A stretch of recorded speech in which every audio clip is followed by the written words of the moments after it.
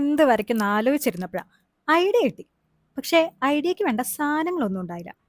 എന്നാലും ഐഡിയ കിട്ടിയ സ്ഥിതിക്ക് നമ്മൾ അങ്ങനെ വിട്ടുകൊടുക്കാൻ പാടില്ലല്ലോ. നേരെ പണിയായുധങ്ങളൊക്കെ എടുത്ത് റെഡിയായി. എൻ്റെ തന്നെ കൈൻ്റെ ഒരു ഫോട്ടോയും എടുത്തു. പക്ഷെ ബാക്ക്ഗ്രൗണ്ട് കൊള്ളില്ലായിരുന്നു. സാരമില്ല, നമ്മുടെ കൊച്ചി മെട്രോ ഉണ്ടല്ലോ, കെട്ടിയോനെ കാണാൻ പോയപ്പോൾ എടുത്തതാ. ആ ഫോട്ടോ കൊണ്ട് ഇങ്ങനെയെങ്കിലും ഒരു ഉപകാരം ഉണ്ടാവട്ടെ. ഇനി ഈ കയ്യന്റെ ബാക്ക്ഗ്രൗണ്ട് കംപ്ലീറ്റ് മായ്ച്ചു കളയണം. ഓ, അതൊരു മെനക്കെട്ട പണിയാ. ഒരു നടയ്ക്ക് പോകില്ല. എന്നാലും നമ്മൾ വിട്ടുകൊടുക്കാൻ പാടില്ലല്ലോ. അങ്ങനെ ബാക്ക്ഗ്രൗണ്ട് എല്ലാം മാച്ച് സെറ്റായി. ആഹാ, കൊച്ചി മെട്രോയും എൻ്റെ കയ്യും എഡിറ്റ് ചെയ്തതാന്ന് പറയേയില്ല. ഇനി അടുത്തായി വേണ്ടത് ലേസ്.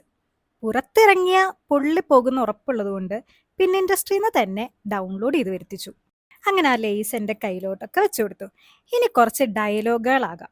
ലേസിന് ഇതിനേക്കാൾ നല്ല ഡയലോഗ് വേറെ ഒന്നും ഉണ്ടാവില്ല. അങ്ങനെ ഡയലോഗൊക്കെ സെറ്റായി. ബാക്ക്ഗ്രൗണ്ട് കുറച്ച് മിനുക്ക് പണികളാകാം. ഞാൻ ആദ്യം നീല കൊടുത്തപ്പോൾ കുറച്ചും കൂടി നല്ലത് ഈ കിളിപ്പച്ച തന്നെയാണെന്ന് തോന്നി. അങ്ങനെ അത് മൊത്തത്തിൽ അങ്ങോട്ട് കൊടുത്തു. ഇനി സൈഡിലായിട്ട് ഒന്ന് രണ്ട് കാറ്റൊക്കെ വരച്ചു കൊടുത്തു.